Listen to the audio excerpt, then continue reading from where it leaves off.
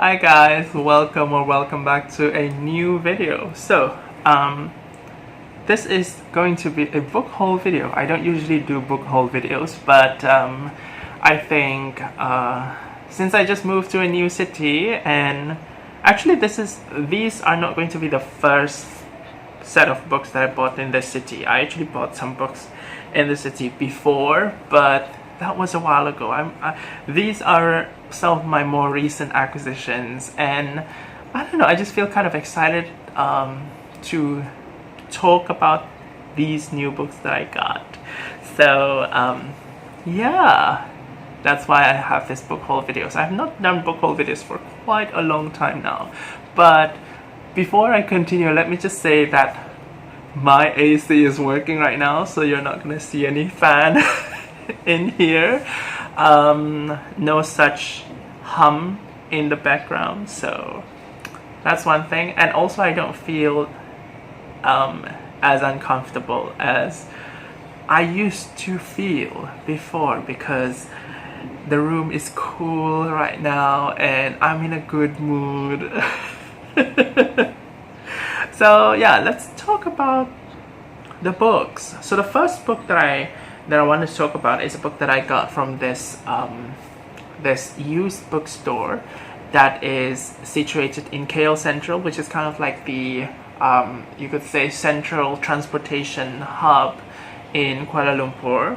There is this used bookstore that sells used books and also some remaindered books. And the nice thing about that bookstore is that one, it has different types of books sold there. You have children's books, adult books, non-fiction, all of those things. But if you are an avid novel reader, novel buyer, the novels sold there are 10 ringgit per book.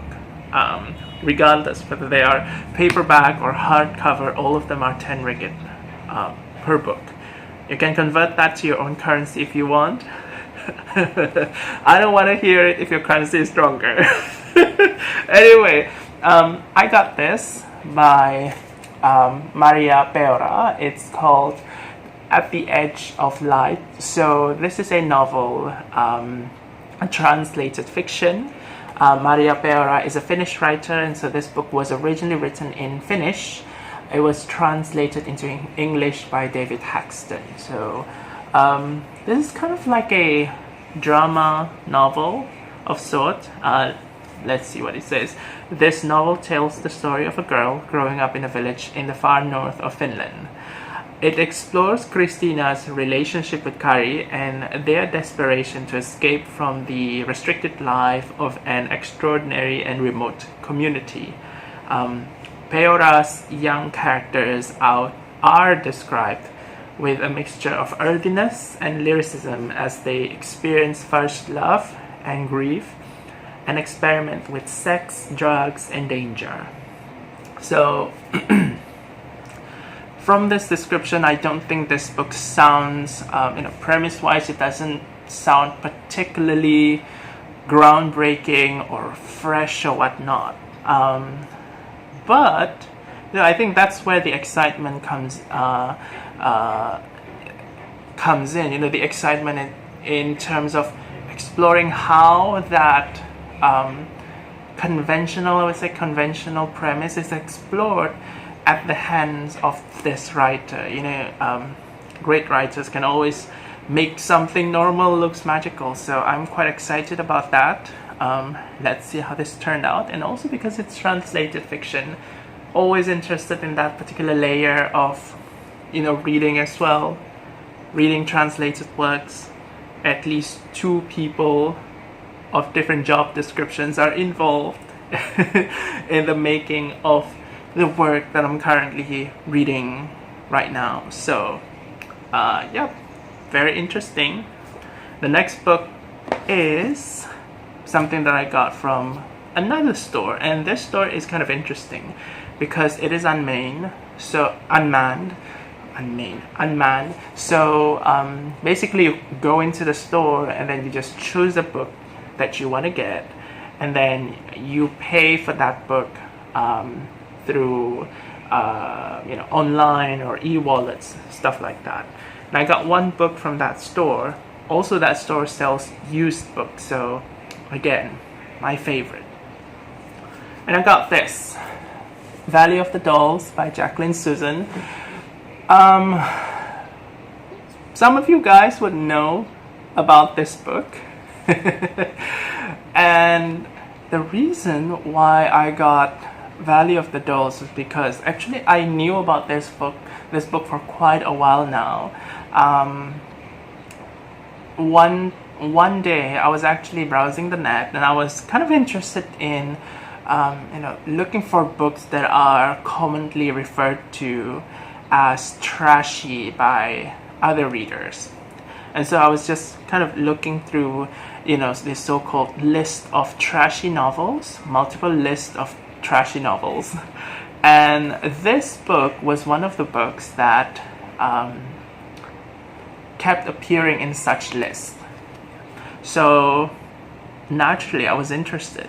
Another reason why I was interested in the so-called trashy novels list in the first place was because I read Flowers in the Attic by V.C. Andrews this year, and I loved it.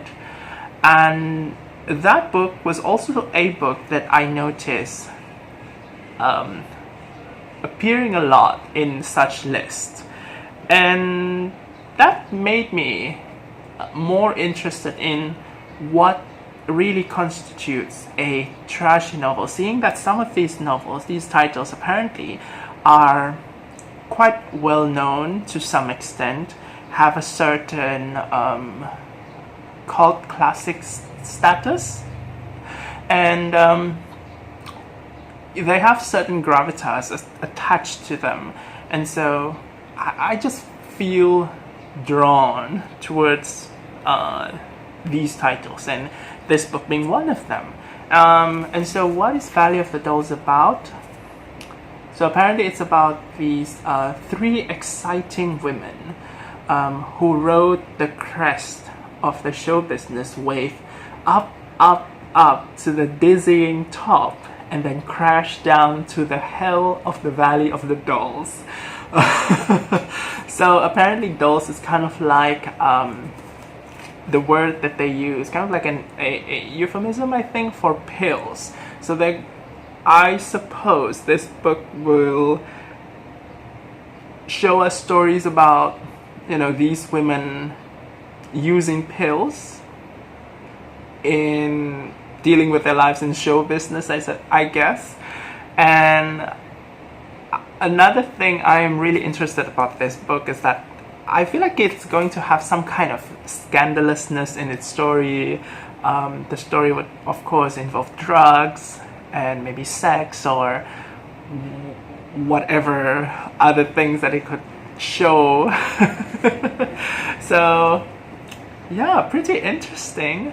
I'm not sure when I'll read this, but okay. Recently, I think maybe I want to set a couple of books that I want to read before the end of the year. I don't usually do those kinds of things because I usually stuck at TBRs, but why don't I take this book as a target book? I'm going to try to read this book before 2023 ends. Anyway, let's move on to the third one. Okay, the next three books are all the books that I got from the same bookshop. It's called Book Access. It is quite well known among the bookish community here in Malaysia because this store usually has this really creative interior design. And aside from selling books, people usually go to these stores to take photos. Basically, they're kind of like a spot for people who want to take great photos for Instagram, for example. You can call these stores as Instagrammable locations. Now, I have some thoughts about this bookstore because this bookstore, it sort of relies on books as an aesthetic items to sell itself, and I imagine some readers may have issues with this aspect of the use of books, right? And also the choice of the books in this bookstore. They don't really sell new books, latest books. They are more specialized in remainder books, but at least the bigger ones have better choices. Statistically speaking, if you have more things to sell, there are more interesting things. So I got 3 books from this store. I may show you the insides of this store or their multiple branches sometime in the future, but we'll see if that's gonna happen. So the first one that I got is this book by Reva. I actually started reading this yesterday. I got these 3 books yesterday. So I started reading this, but I've not even finished with the first story. This is a short story collection. So Reva is a Canadian author, but she was born in Ukraine. So this short story collection are stories about characters in the Soviet Union. And what's interesting about this book is that it is divided thematically into 2 halves. So the first half of this book are short stories that are set before the fall of Soviet Union, and the second half are stories that are set after the fall. So thematically linked short stories, but then again, I'm not really sure. I have a little bit of anxiety about reading short story collections because I don't usually jive well with them, but somehow I'm still kind of interested in trying more short story collections. I think it's because of the disjointed nature of short story collections that usually throw me off. If the short story collections have a really strong link, if the stories have really strong link with each other, either through the themes or characters or anything that connects them well, that kind of short story collection would work for me. Very closely knit short story collections, like those Aleph Kitteridge books. One might even say that might be a novel, but it is a short story collection still. Those stories are really closely tied with each other. I think this one has that promise because of its ties with Soviet Union, how the stories are arranged in these books. I hope it's gonna work. Also, just another thing that I kind of want to mention right now is that I'm also currently reading this book by Shamim Sarif, and it's called Despite the Falling Snow.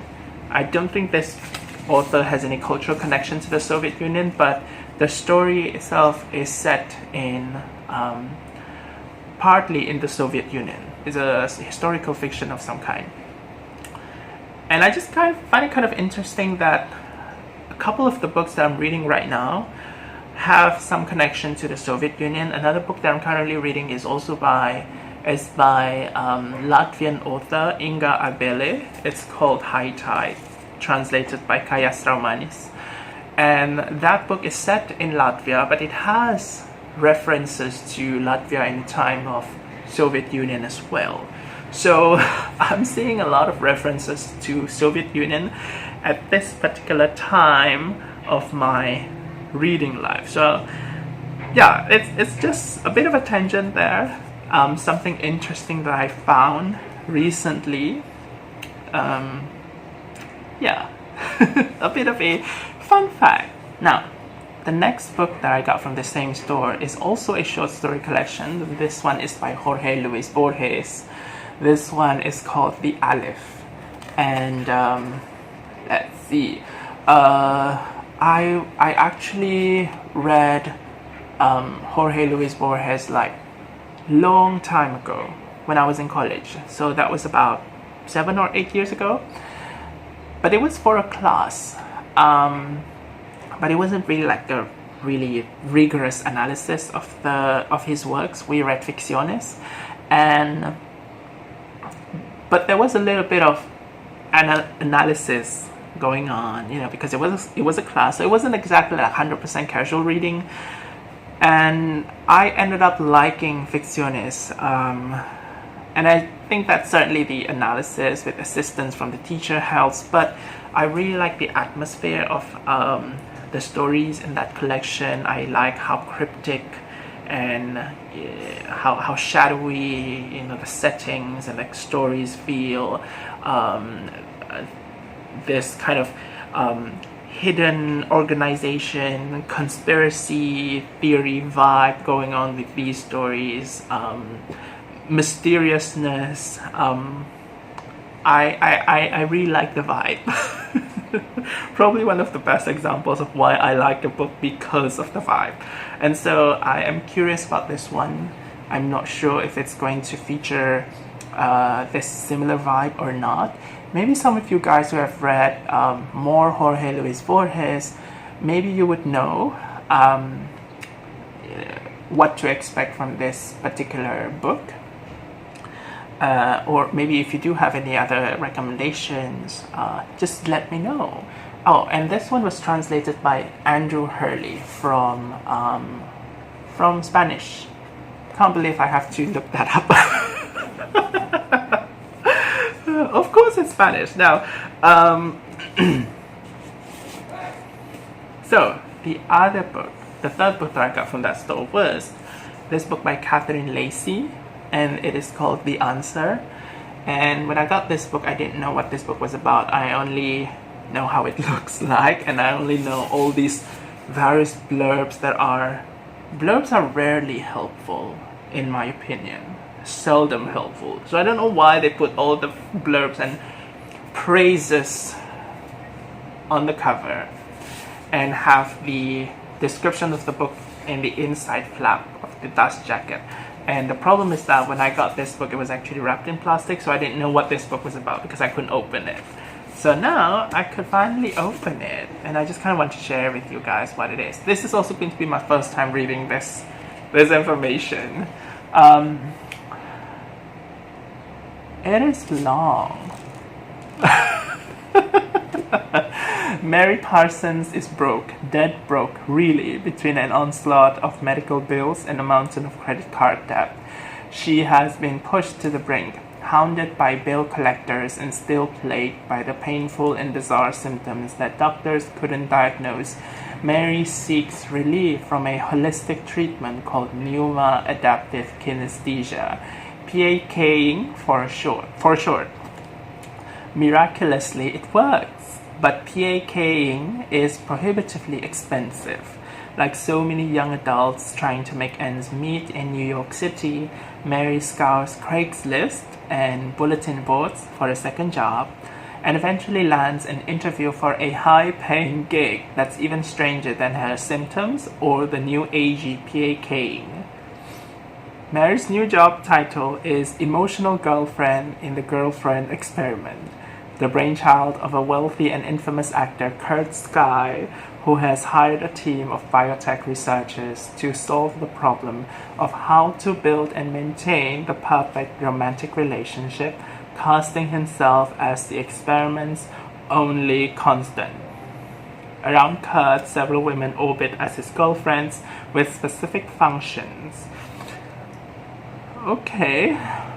With so little to lose, Mary falls headfirst into Kurt's messy, ego-driven simulacrum of human connection. I think that sounds interesting. That sounds kind of fresh. This is not the first time I read Catherine Lacey. The first book of hers that I read was Peura. I thought that book was interesting. I wouldn't say that it was like really enjoyable kind of reading experience, but I really loved the concept of Peura. I really liked the ideas that book explored. I just liked it, and I imagine that this author must be, I suppose I could expect some kind of other forms of experimentation in her writing. So I'm looking forward to reading this one. And I think definitely with that premise that I read just now, definitely that sounds interesting. So the last book I want to talk about in this video is a book that I got from a pop-up library. I discovered this pop-up library like 3 weeks ago, and I've already kind of borrowed a couple of books from this library, but this week I borrowed a new one. And this one is called These Violent Delights by Chloe Gong. And yeah, let me just say that this pop-up library, it's located at a mall. It's pretty small, so it has a, I would say, pretty limited selection of books, but the kinds of books that are there, they often contain books that are kind of beyond what I usually read, beyond my comfort zone.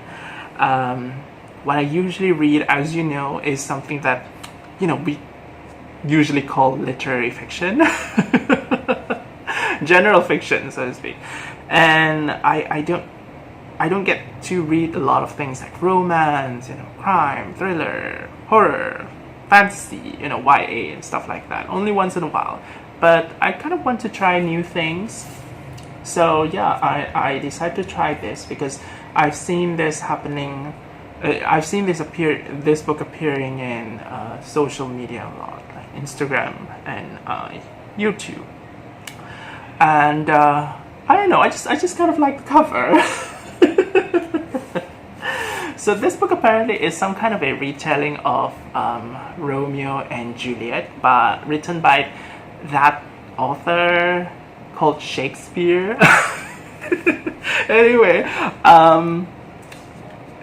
and it is set in 1926 Shanghai. So it says here, a blood feud between two gangs runs the streets red, numbing the city to its chaos. At the heart of it all is 18-year-old Juliet Chai, a former flapper girl who has returned to begin her duties as the proud heir of the Scarlet Gang, a network of criminals far above the law. Their only rivals in power are the Wildflowers, who have fought the Scarlets for generations. And behind every move is their heir, Roma Montagoff, who was Juliet's first love until he betrayed her. But when gangsters on both sides start clawing their own throats out, the people start to whisper of a contagion of madness, of a monster in the shadows. As the deaths stack up, Juliet and Roma must set their guns aside and work together no matter their personal grudges. Or if they cannot contain this mayhem, then there will be no city left for either to rule. Okay. Sounds interesting.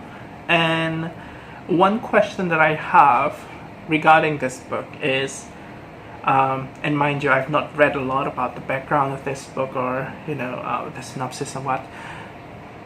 Will it be some kind of storyline that is set in our current world, or is it some kind of alternate history kind of a story? So I'm curious about that. If you know about that, just let me know in the comments. But if you don't let me know, I'll find out about it myself by reading it. Okay, I'm not gonna try googling that. But yeah, it definitely has this like really beautiful cover, and I just love this cover so much. Anyway, that's all I have for this book haul video, and I guess I'll return with a new video next time if I have something new to talk about. But in the meantime, let's just stop this video for now. Let me know if you have any thoughts about these books, if you've read any of these, if you love them or if you hate them. You know, honestly, I love hearing some rants as well. You know, I like watching rant videos, reading rant reviews, even if the books are books that I like, because I don't know, there's something about ranting that feels very cathartic. I'm not like the kind of person who would hate you for hating my book, my favorite book. You know, I just like rants in general. But yeah, if you have anything else you want to say, just let me know. But yeah, I'll see you again in a different one. So until then, take care. Thanks for watching and bye.